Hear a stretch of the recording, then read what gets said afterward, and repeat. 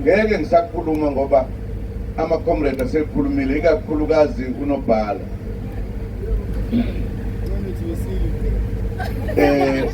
Mina-ke uma ngilalela noma ngibuka kunezinto ezenzekayo kuleli zwe lakithi ebesilibiza ngokuthi likhululekile, ebesilibiza ngokuthi la abantu bakhona benza yonke into enhle njengoba bekhululekile. Kodwa ziningi izinto ezenzekayo. Ngenhlanhla-ke nakho namhlanje sikhuluma ngale yengane esencane okuthiwa uDuduzile ozovela enkantolo kaMantshi. Angazi noma ngizwe kahle yini, ngizwe sengathi iMantshi ithi kufanele liye phezulu kulamajaji amakhulu, noma ebethi akaliboni icala yena uma ekhulumela nje, kodwa still uthi aliqhubekele phambili enkantolo enkulu ngaphezu kwale. Inkinga-ke ekhona kimina uma sizibuka nje thina sisodwa, kunezinto ngesinye isikhathi esizikhulumayo kodwa siyikhulume nje ebese ziphelela endleleni. uNobhala uthi ngaboshwa, akashongo yedwa. Ngicabanga ukuthi nalensizwe ekhuluma eqala yathi ikhulumela uDuduzile, isho njalo. Eqinisweni uNobhala uthi kwalento ukuthi kuze kube khona umsindo okwathi abantu bayikhulumela-ke, ngoba phela kufanele bakhulume, banelungelo lokukhuluma ngalento okwakuthiwa kuqala idemocracy. Uma ungelalela nje isho izinto eyini ngokufanele bazikhulunywe, kuhlonishwe, kwenziwe konke. Kusenzeka yini manje? Uma ungathatha mina nje njengoba kade uNobhala esho, ingomunye owadela ukufa ukuthi alethe inkululeko eSouth Africa, kangangokuthi ngaboshwa, ngiboshwa izitha abacindezeli, bangigweba iminyaka eyishumi kanye nezinyanga eziwusikisi, ngoba khona ngake ngagwetshelwa nje lento kwakuthiwa yini konje Nkosi yami, oboshwa nje ungasiwe enkantolo, uboshwe nje, ushawa ilokhuza namaphoyisa, kwafa abantu. Ngamanye amagama ngizimisela ukunikezela ngomzimba wami ukuthi ngife uma kufuneke kufike. Ngaba yisosha,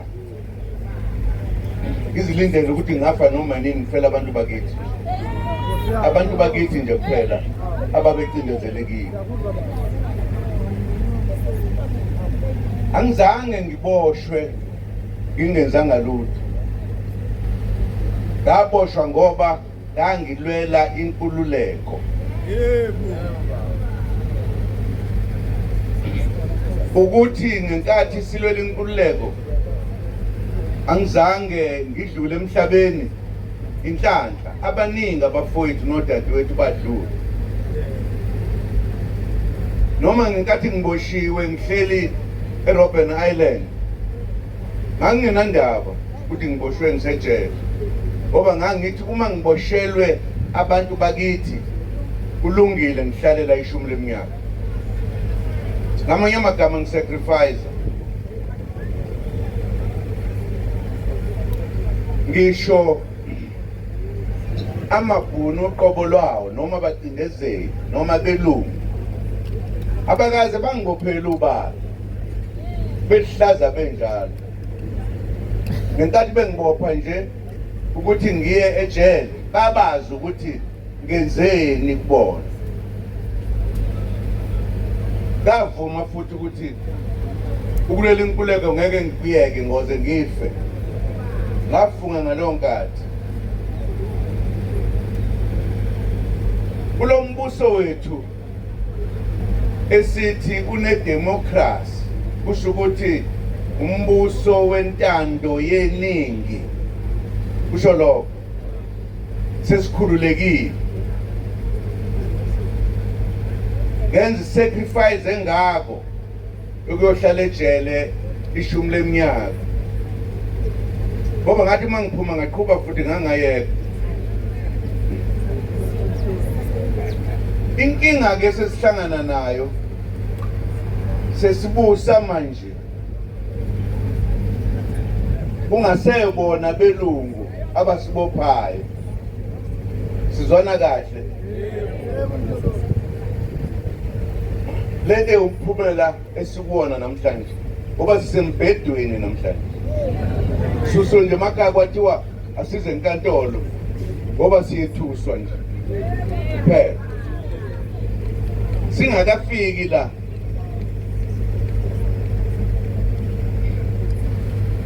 ngaboshwa, sengiboshwa abakithi ke manje, abakithi abelungu bengasaphethe zokuphetha abakithi, noma sebephethe nje manje abelungu, ngoba sasiphethe impela. Ngibuyele emva manje ngisenkingeni. Kunento ebizwa kuthiwa yini konje Nkosi yami? Mayiphelele kuthiwa yini? Gijima nibaleka nangisathana. Idini ngisho ukuthini? Nangisathana. Okay.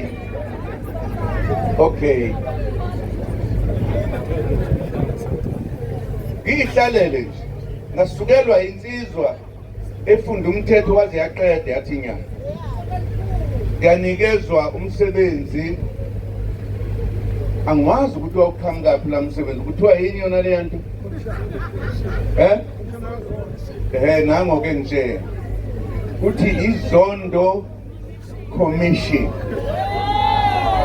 iZondo Commission. Phela uZondo waba khona wasebenza.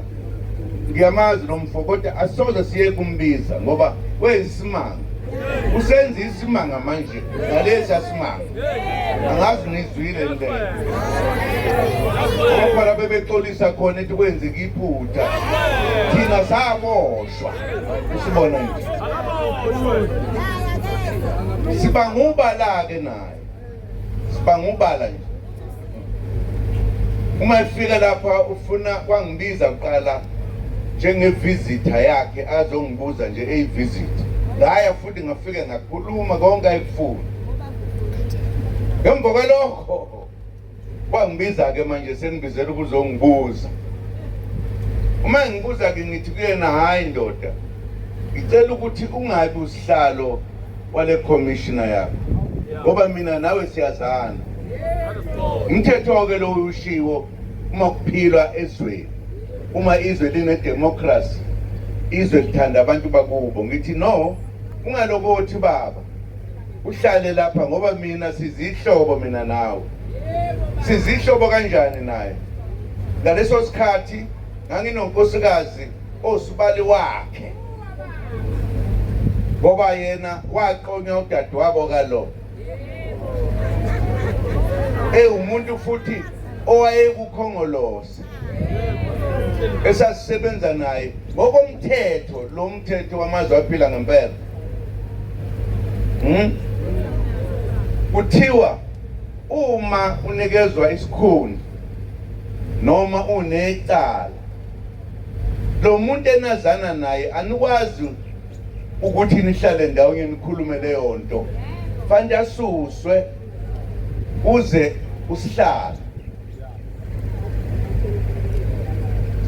Ithi ke kulokuzana kummeli wami tshena leli jaji ukuthi ngeke likwazi ukukhuluma nami ngoba singabangani, sizihlobo. Umthetho lo.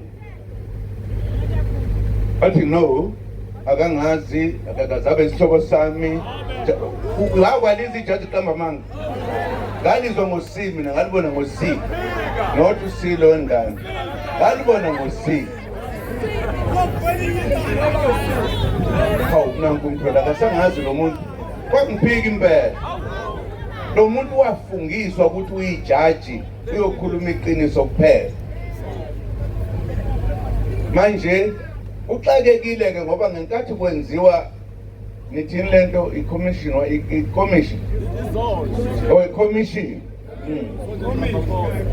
ngenkathi kwenziwa usebuzwa ke ummeli wami ngoba lento ijwayelekile nje ukuthi uma umuntu engifuna ukuthi wena ukhulume nami kuye kuze usihlalo yini ungenawo usihlalo ngoba kwakufanele bakhona isihlalo kule commission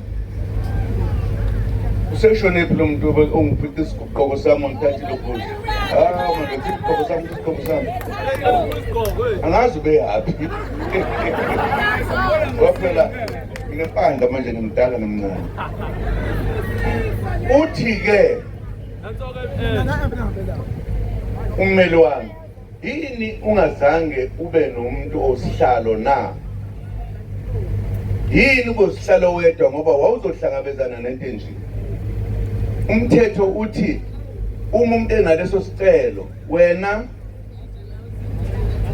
thatha lo oyiphini lakho azohlala la ukweseceleni ukuze umcimbi uhambe kahle ngamazwi ukuthi waphendula wathini ephendule immeli wathi no angifunanga ukuthi ngibe nosihlalo ngoba usihlalo uzongihlupha uma sekufika egcineni sengithatha iy'nqumo usho ufuna ukuthatha iy'nqumo zobugebengu ngamanye amazwi ijaji-ke leyo ijaji njalo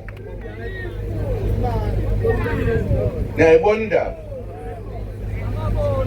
ebese-ke kuyadlula lapho ngithi-ke mina ngeke ngize lapho ngeke ngihlale na ngoba isihlobo sami athi angisona isihlalo waze wabhala emaphepheni angifuni ukudlula ukuthi isihlobo kanjani ngoba angikhulumi kabi ngichaza nje into eyangehlela kumuntu ngimazi hayi ukuthi ngimazi nje umngani wami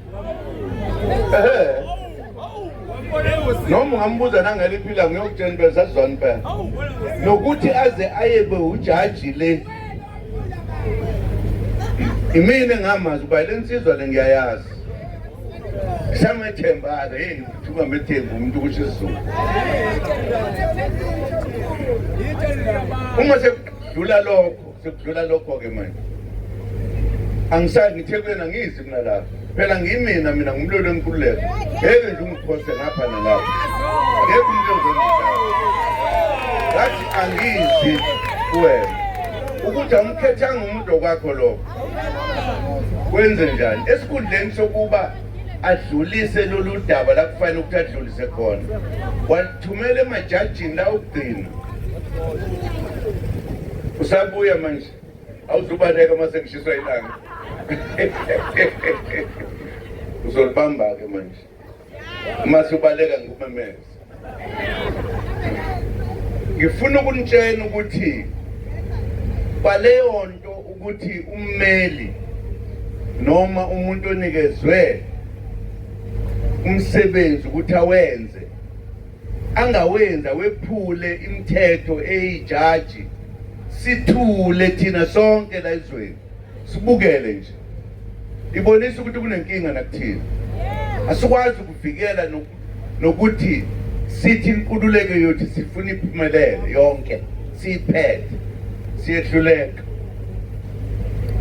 badlale ngathi abantu khona omunye umfo lapha obe yi-minister unfortunately usedlulile emhlabeni kuthiwani mawuthi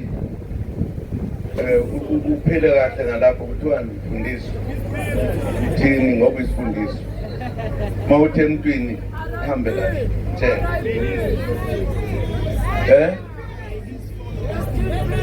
yes so may his soul rest in peace sikhona wadayisa lento kuthiwa inkampani zethu, ngoba makuthiwa inkampani zikahulumeni lezi kushiwo thina abanikazi bezwe. Samthetho wadayisa umuntu wadayisani inkonzo, wadayisani inkonzo mangikhumbuza wadayisa ngizwile ngifuna ngiza njalo ephuzweni elikhulu leli la namhlanje sila ngento engekho kodwa ngeke sisho lutho. Sothula nje hayi-ke asiqhubeke futhi siyoyidefenda nini inkululeko yethu thina-ke manje banikazi bayo abathandayo benze lo jaji engikhuluma ngayo naye ngiminyaka impana wavelelwa phela la kumina ngoba ephethe amajaji lawa kazwe lonke wababhalela incwadi ephula umthetho ngicela ukuthi nibeke ama-charges ngamagama nibeke icelo kuzuma cala ukuthi uyala kuzokhuluma nami ningamgwebi kancane nimgwebe iminyaka 10 neminyaka 5 wakweza lokhu ijaji litshena amanye amajaji ukuthi gwebane kanje lingabadedeli bakhuluma indaba yabo. Nayibona lento ngathi-ke mina no uma uthathela amajaji ngoba uphuma emthethweni ngeke ngiye kuleyo nkantolo, and I meant it.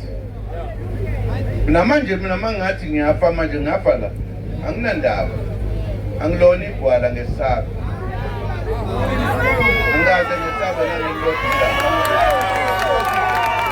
ngathi ngeke ngize kule nkantolo esatshwa wonke umuntu kuthiwa inkantolo enjani manje Constitutional Court, icourt okuthiwa liphethwe ibhuku lomthetho lentando yeningi ukuthi ayikho into ongayenza iphuma eceleni ayiphulwa. Umthetho uthi uma ijaji lenza umsebenzi ngenzansi aliwudluliseli phezulu laphaya, liwudlulisa kwamanye lukhule kancane kancane, yena wavela uqondisa khona kubantu bakhe bayamesaba ngoba usebenza nabo ngokunenkani njengoba abanenkani ke nje ubonakala kwezinto kulelizwe. Amajaji nangempela into ayishintsha kuphela ukushintsha isigwebo kumina, kodwa bayithathi njalo ngoba bathunywe ubani ubasiwabo ubasiwabo bathi mgwebeni lo bazobatshela mgwebeni nesigwebo. Siyoyisho lento ngoba wayisho uyohlupheka nkosi yami ngoba akakazi ukuhamba emhlabeni nathi sisekhona solokhu siphinda ukuthi obani abenza ukuthi izwe lingabuseki kahle na.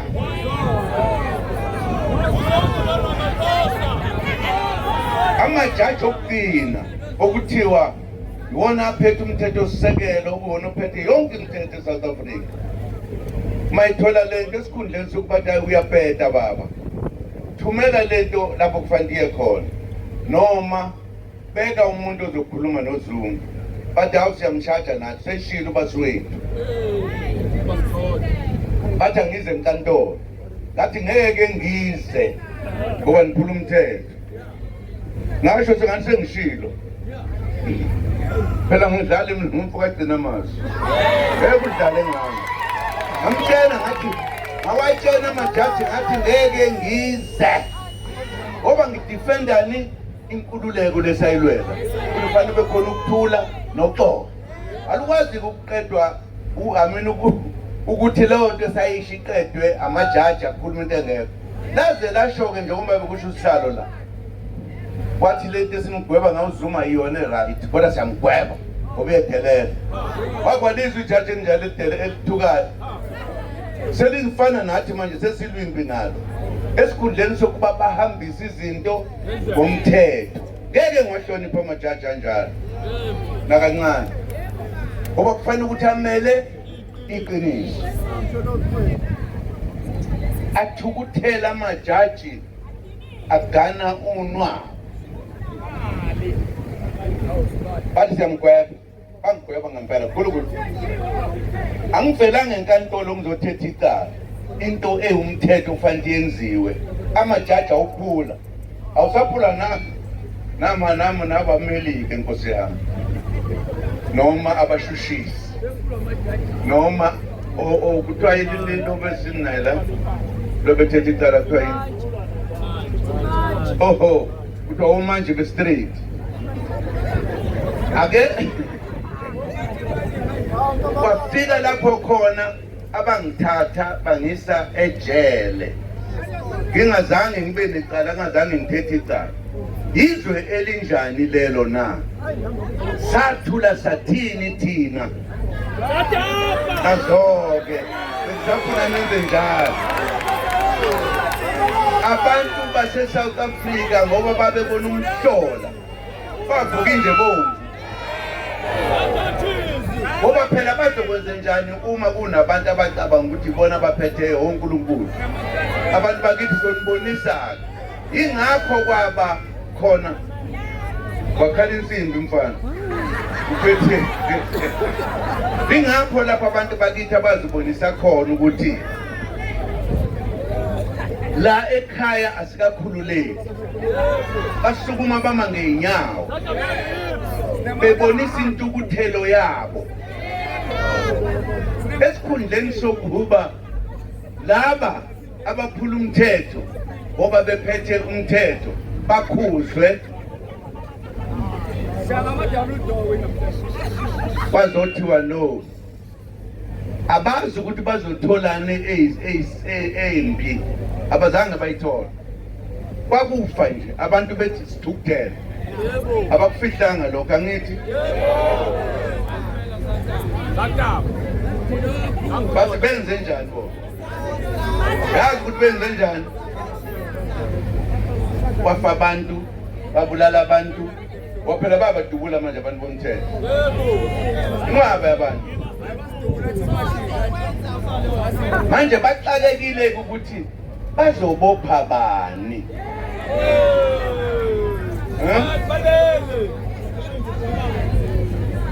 Babona ukuthi ngoba abantu bayakhuluma ile nikhuluma kuyona le eniphathayo. Oh kuthiwa uTwitter. Manje amaphoyisa ukhishwe ulokhuzana umongameli wakhipha amasosha ukuthi awazobulala abantu abaphetheyo. Akakhuzi. Waphuma kunzima. Belobheka icele. Ngikhulumela ngaleyo nsizwa mfana kithi. Angifuni ukukhuluma ngayo.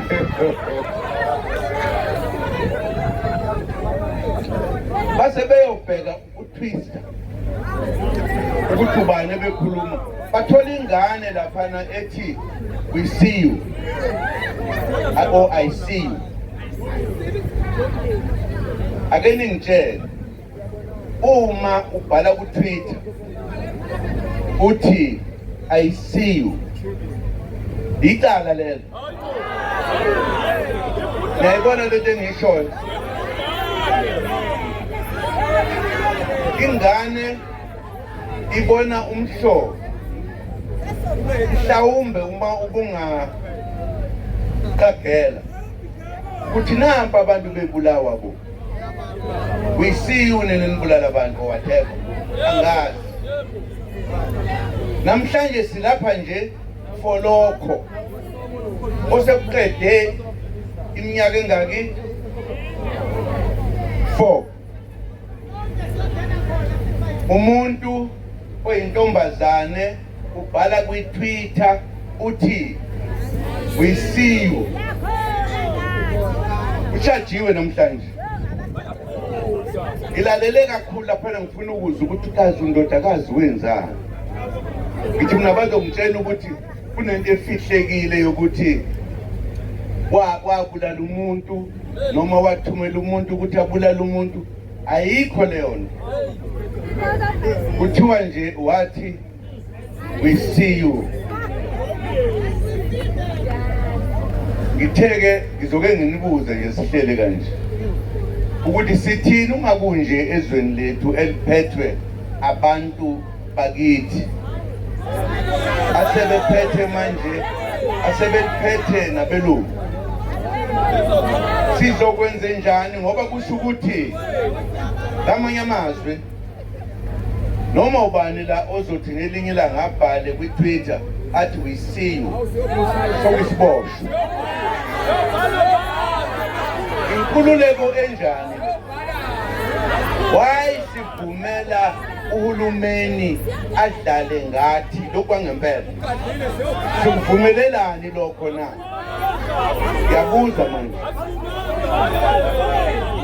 Yini sizoyenza ukuthi sesiyazi manje ukuthi uhulumeni wethu uzinikeza amandla okwenza umathanda kuyena. Maye ngakuthandi uyakubopha noma unecala noma unalo.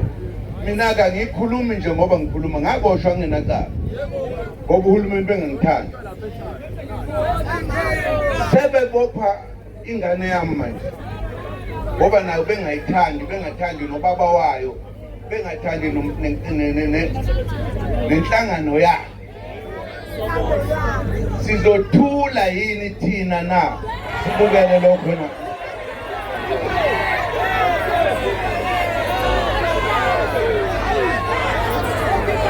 Ngale kwenzeka izinto ezesabekayo, abantu batholakala begcwele imali komantalanje, into ebophisayo ababoshwe.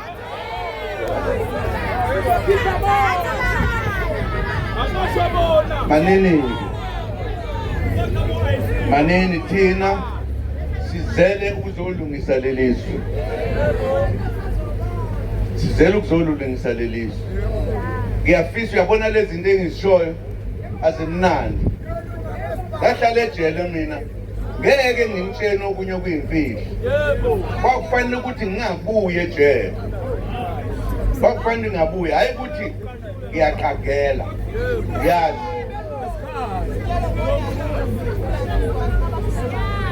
mina bengicela into elula nje ngoba okunye lokho esingakusho akuyokubalekile ukuthi njengoba kwenziwe lo sila sikhonela ubala la ngaboshela ubala mina ngale kwamanga amaningi aqanjwa ngami kuthiwa ngitshontshe izinto, ngakhe umuzi, ngitshontshe imali, akekho okuphuma nanespeneni. Enye yezizathu abantu bakithi abangayiboni ukuthi njengoba sakhe umkhonto wesizwe sitasulwa ilento yabantu abathi bayabusa bengabusi, bebe bedla imali, bentshontshe imali, benza konke bebe besedelela besikambela amanga. Sizoyilungisa kanjani lento? Sakhe umbutho omusha okufanele ulungise yonke lento. Abantu bakithi abamnyama ababoni, bacabanga ukuthi bona uma belungu besabahoha ukuthi tshontshela la kulungile, ukuthi leyo nto isisaphambili ayisisi phambili. Sizwana mina bengizocela nje ngisazoke ngikhulume nebandla lami abaholi ngesithi wonke umuntu omnyama ake kube khona ilanga esizoprotecta esizoprotesta ngalo sonke. Sibale lezi zinto ezenziwayo, sibale lezi zinto kulo hulumeni uhlulekile. Sifuna ukuthatha manje siphathe kuphele inhlupheko nokuzondwa nokuzondana kulelizwe. Ngoba uma singakwenzi lokho balokhu be nawe ngelinye ilanga ungenze lutho, bazofika bathi ngena la uthe I see you ngena la ijele. Uma nje I see you sazoke ngilifune leli gama ukuthi yini le wrong kulona. Uma I see you ngoba sitshenwa belungu lento nazi imfundiso esisheni ukuthi I see you black man. Akashongo nokuthi I see you black man, uthi I see you. Nangu umntwana uvele enkantolo. Manje uma kuphinde kwenzeka komunye nakomunye siyothi sithuleleni. Safuna nicabange lento thi I see you siyabonga. Amaphoyisa njalo lona la. Asukela umuntu nje. Uyabona lapho mana-ke uzofola uRamaphosa mani. Uyabona akufanele sibe zithithibala, asiyenzelanga lotho umkhono. Kufanele ukuthi lezi zinto sizisho sizikhulume ngoba zinjengoba zinjalo. Asikwazi ukuboshwa abantu ababonisa ubugebengu. Sizwana mina into engixaka ukuthi sithuleleni. Abantu bathi wena uthe I see you, nathi ngifela bese sizokusoma la.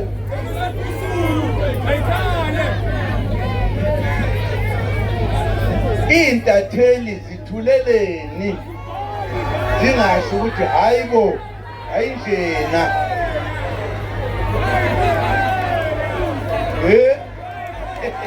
Kombe ngala. Nithuleleni ake ningitsheneke inkokheli ngoba nizingqweqwe. Icala leli besekulula namhlanje.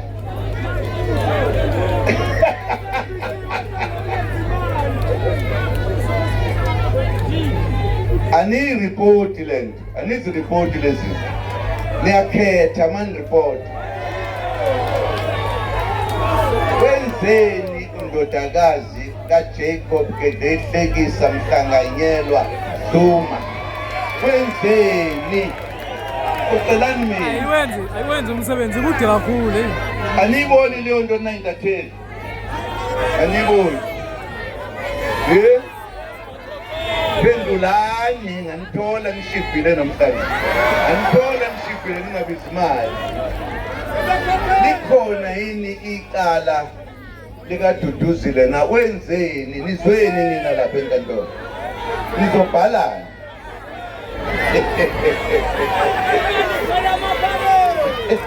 Batholile uMdumalanga.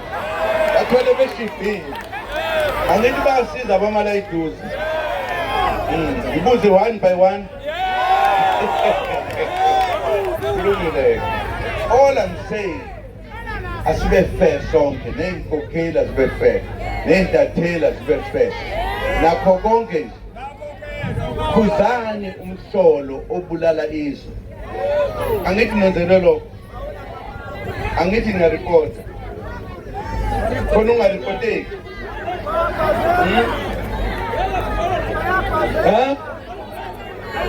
Bathula bathinta into zabo kakhulu babona babheki. Because nikhonela ukukhuluma izinto ezingamaqiniso. Khulumana amaqiniso babheki. Uyabona nje lento engithi ngeli ilanga safuna ukuthi simashe. Laba simashe kuba nekhuluma. Ngoba ngabe sidayi bayazi basitshela. Sekufanele sisukumele phansi. Sizozosilalela ukuthi sithini manje mase senze njalo. Siyavumelana? Yebo. Okuyilokho nje okwamba kwethu. Bengibonga nje nami ukuthi siyabonga ukuthi nibe khona. Sakhona sonke. Thank you very much. Akukho ke ngizokusho ekuphelele. Umshini wami, umshini wami, umshini wami, umshini wami, umshini wami weba. Awulethu umshini wami, umshini wami, umshini wami, umshini wami, umshini wami webaba. Umshini wami, umshini wami, umshini wami. umshini wami, umshini wami, umshini wami, umshini wami, umshini wami, we baba.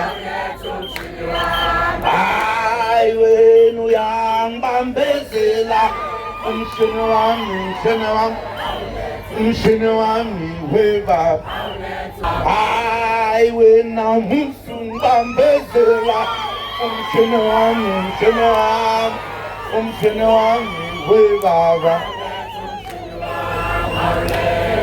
Umshini wami, umshini wami, umshini wami, umshini wami, umshini.